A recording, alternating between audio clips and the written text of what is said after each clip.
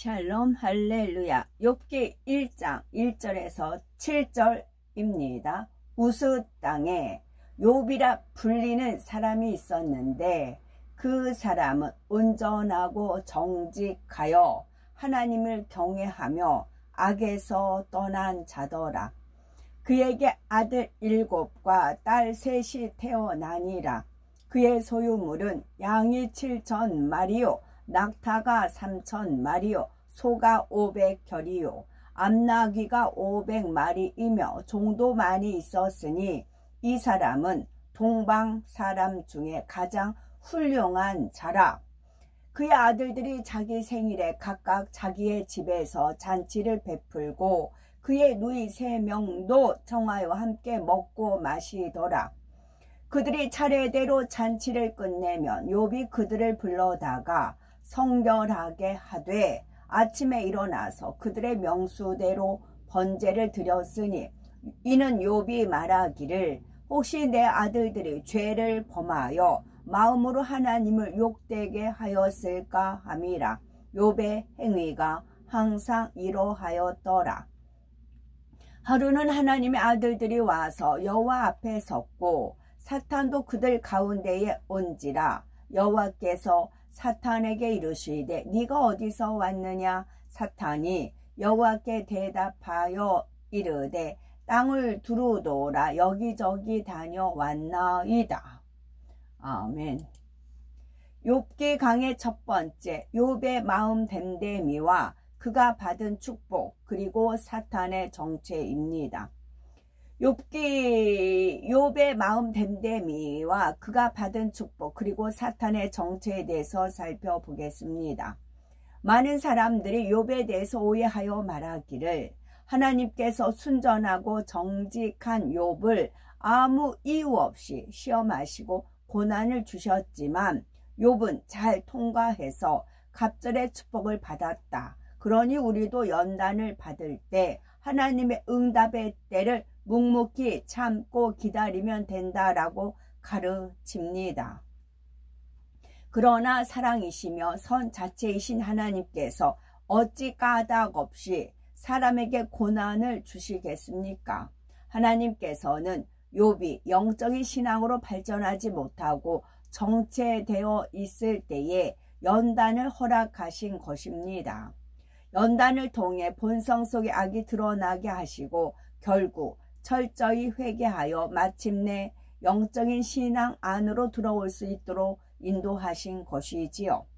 하나님께서는 욥을 통하여 바로 우리 자신의 문제를 발견하고 해결할 수 있는 길을 주시며 축복받는 길을 알려주고 계십니다. 욥기의 말씀을 잘 양식 삼으면 궁극적으로 나는 육의 사람인지 영의 사람인지 분별할 수 있을 뿐만 아니라 영의 사람으로 변화될 수 있는 방법을 얻을 수가 있습니다. 그러므로 욥기 강해를 통해서 내 자신의 근본을 더욱 깊이 발견하고 영의 성장을 이루어야 되겠죠. 첫 번째, 순전하고 정직하며 하나님을 경외하던 욥.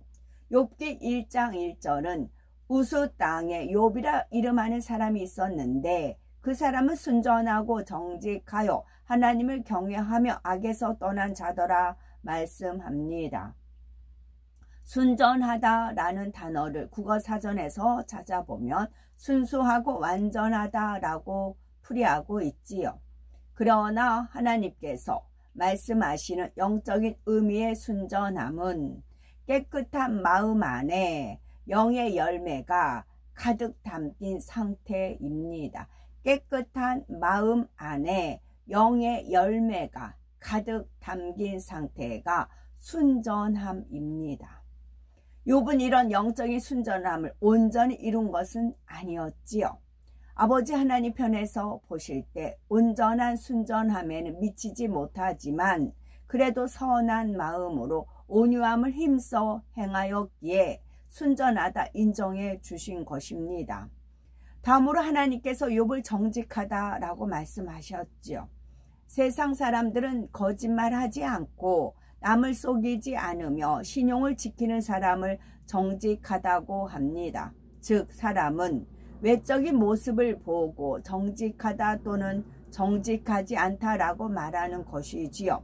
그러나 하나님께서는 중심을 보십니다. 하나님께서 인정하시는 정직함은 타인을 속이지 않을 뿐 아니라 자기 자신도 속이지 않는 것입니다.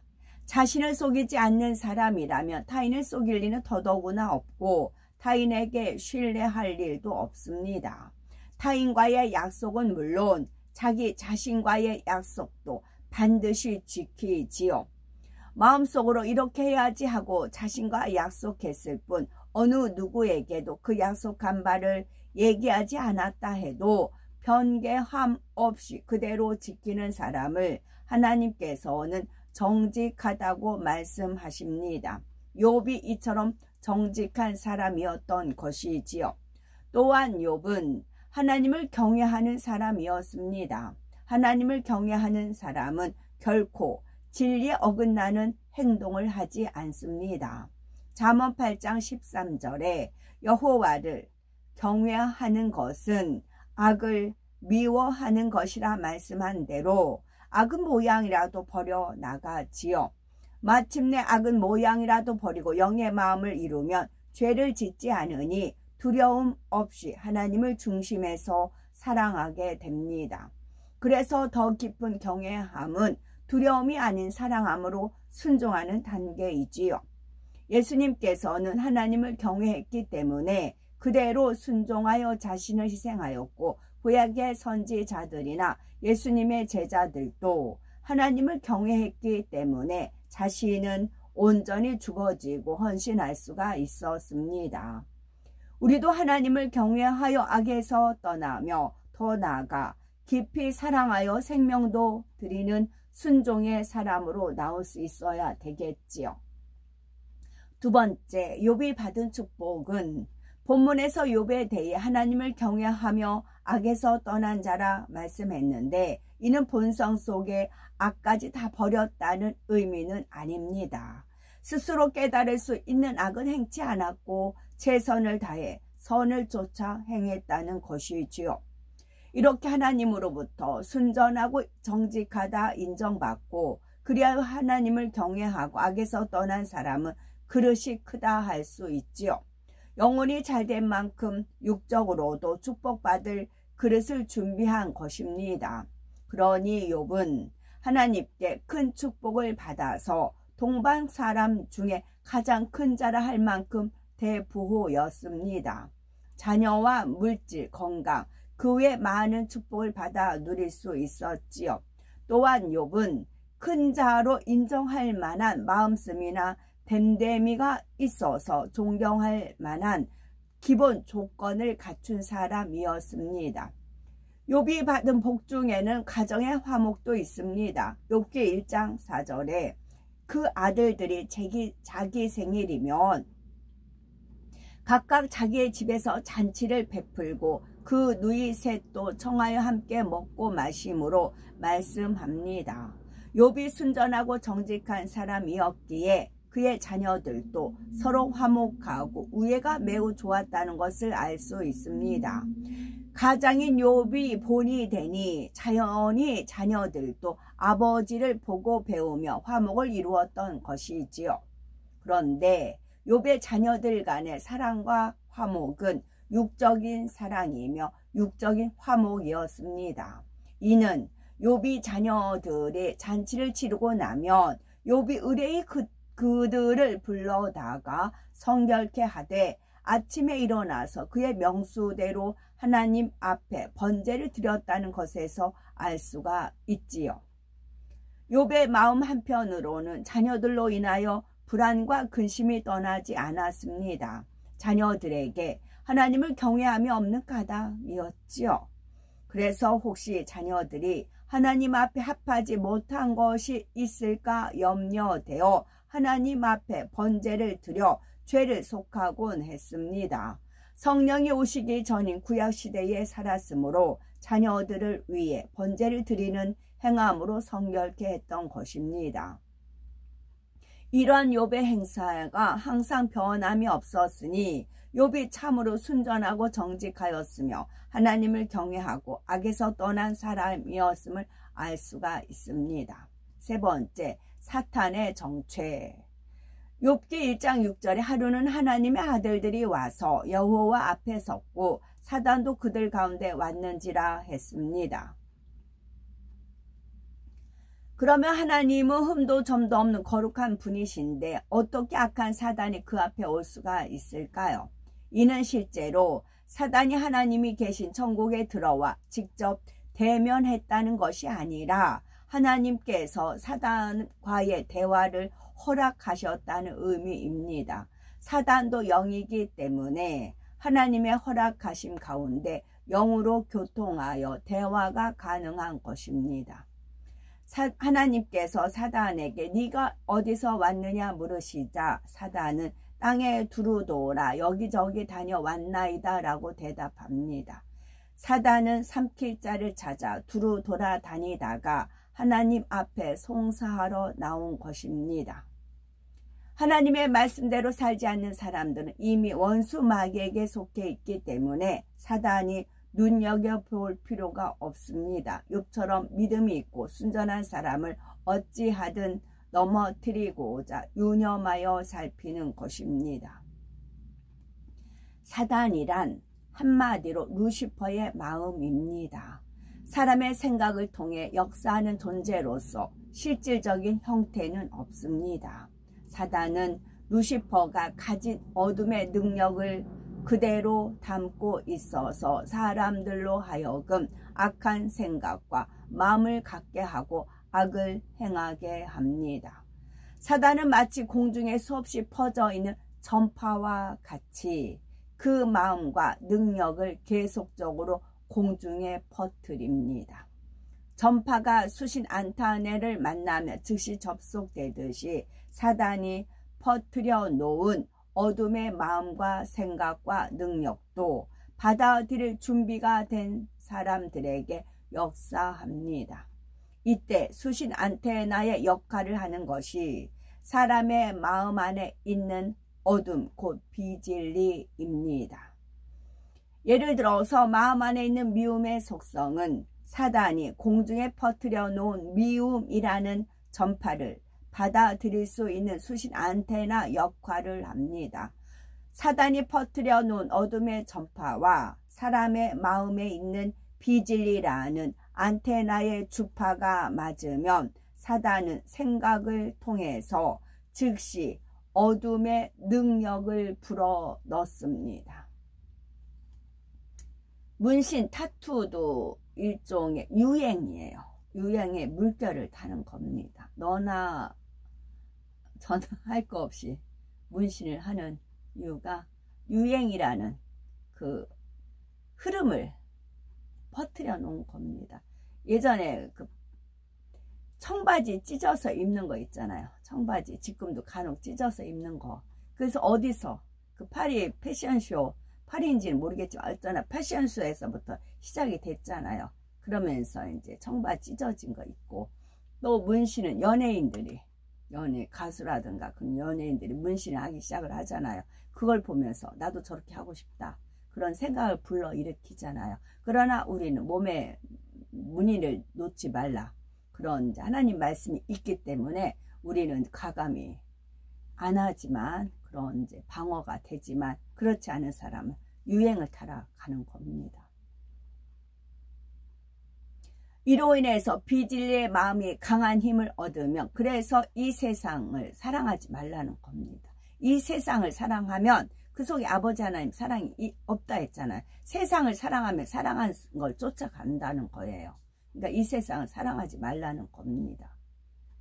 이로 인해서 비진리의 마음이 강한 힘을 얻으면 활동하기 시작하는데, 이것을 사단의 역사를 받았다 또는 사단의 음성을 듣는다라고 합니다. 이렇게 사단의 음성을 들으면 생각을 통해 각종 죄가 범하고 나아가 행함으로 죄를 짓게 됩니다.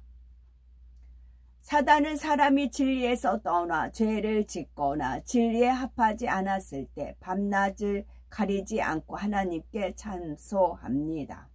사단은 사람이 진리에서 떠나 죄를 짓거나 진리에 합하지 않았을 때 밤낮을 가리지 않고 하나님께 참소한다고요.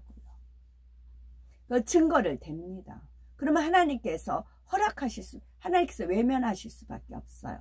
외면하면 원수마귀 사단의 밥이 된다고요. 올무에 걸리고 올가미에 걸린다고요. 그래서 죄가 없는 것이 힘이자 능력인 겁니다. 어떠한 일을 당하든지 있든지 항상 내 자신을 돌아보고 회개할 거 있으면 회개하고 회개에 합당한 열매를 맺고 또 이제 무슨 예물을 드리는데 예물을 드려요. 하나님께 속죄 예물인가 하여튼 예물을 드려요. 저가 한참 하나님 은혜 가운데 그러니까 하나님께서 저한테 임재를 하셔야 되니까 그 안에 계속 꾸준히 하나님 말씀으로 조명을 받다가 꼭 예물을 심게 하셨어요.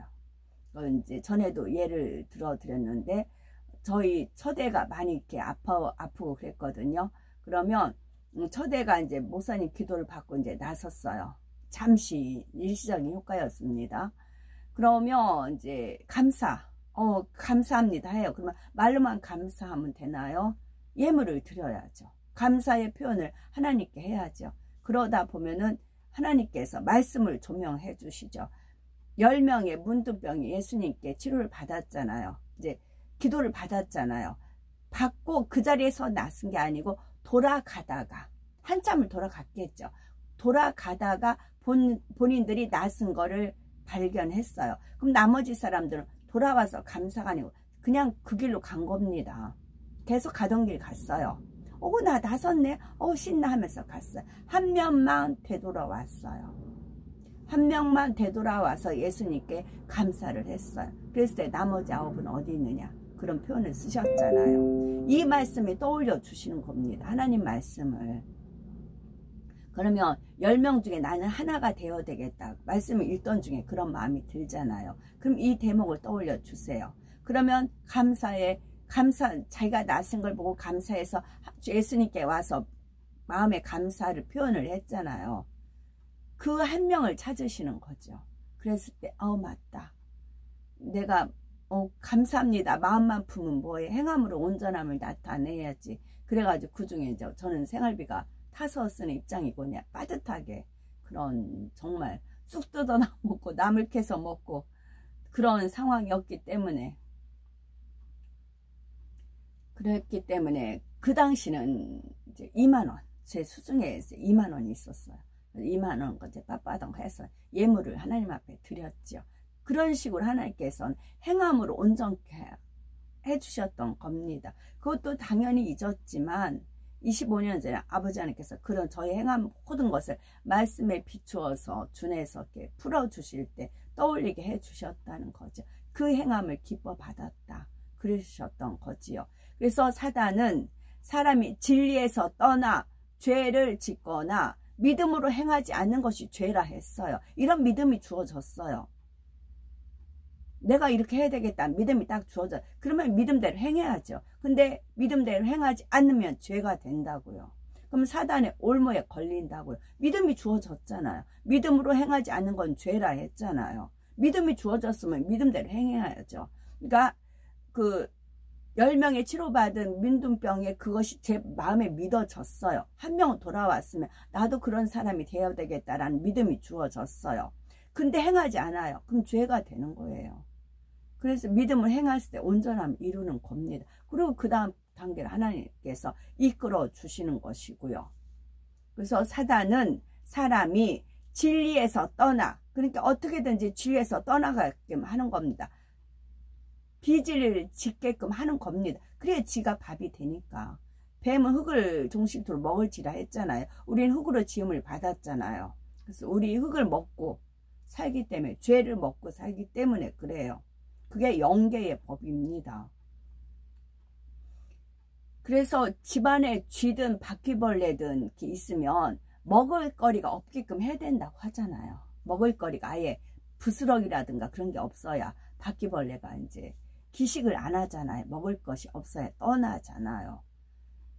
또 거미줄도 마찬가지. 아무리 거미줄을 있다고 해서 거둔다고 해서 또 거미줄 쳐요. 거미 자체를 잡아야 돼요. 거미 자체를 잡아야 거미줄이 안 쳐집니다. 사단은 사람이 진리에서 떠나 죄를 짓거나 진리에 합하지 않았을 때 밤낮을 가리지 않고 하나님께 참소한다고요. 그래서 우리가 진리를 지키고 죄를 짓지 않는 게 하나님께 효도하는 겁니다. 하나님께 불효하고 싶으면 얼마든지 죄를 짓고 비진리에 거하면 돼요. 그러면 하나님이 너무 불효를 하는 겁니다. 하나님께서는 영계의 법칙에 의하여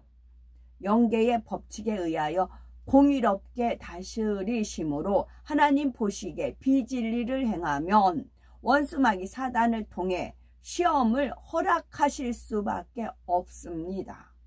원수마귀 사단은 사람이 죄를 짓고 살아가는 만큼 하나님 앞에 송사하여 시험 환난을 가져다 주며 마음대로 조종해 갑니다.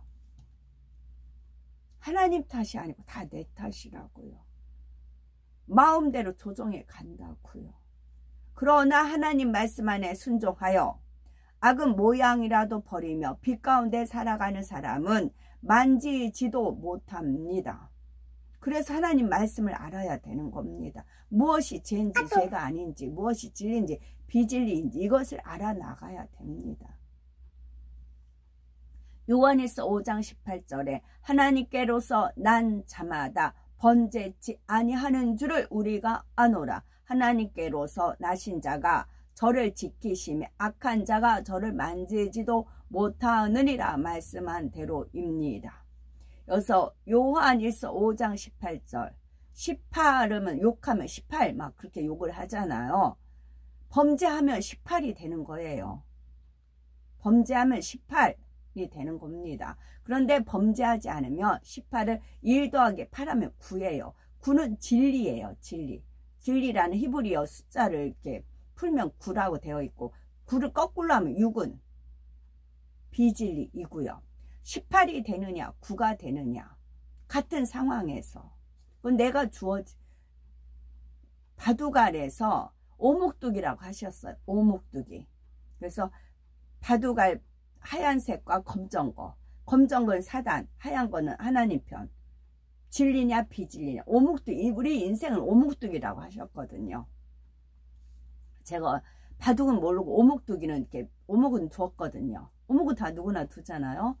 그렇기 때문에 오목두기를 하셨어요. 내가 하얀 돌이 될 것이냐 검은 돌이 될 것이냐 나는 나의 자유의지라고요. 내가 하나님 앞에 효할 것이냐 내가 하나님 앞에 불효할 것이냐 오히려 사단한테 효를 하는 거지요. 그러니까 이제 하나님의 자녀이냐 마귀의 자식이냐 그렇게 되는 것이고요. 그걸 누굴 탓하겠어요. 본인들 자유의지인데 욥은 아직 온전한 영의 마음을 이룬 것은 아니었어도 하나님을 경외하여 자신이 알고 있는 죄악을 행치 않았고 힘써 선을 쫓았습니다.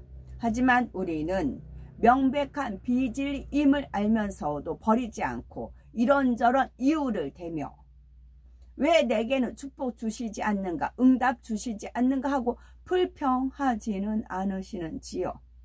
하나님을 믿고 경외하면 그 말씀대로 사는 것입니다. 악에서 떠나는 것인데 여전히 죄악 가운데 살면서 하나님을 믿는다 하니 축복받을 수가 없는 것입니다. 그러므로 이제는 죄를 피 흘리기까지 싸워 버리되 하나님을 사랑하여 기쁨으로 성결의 길을 가야 하겠습니다.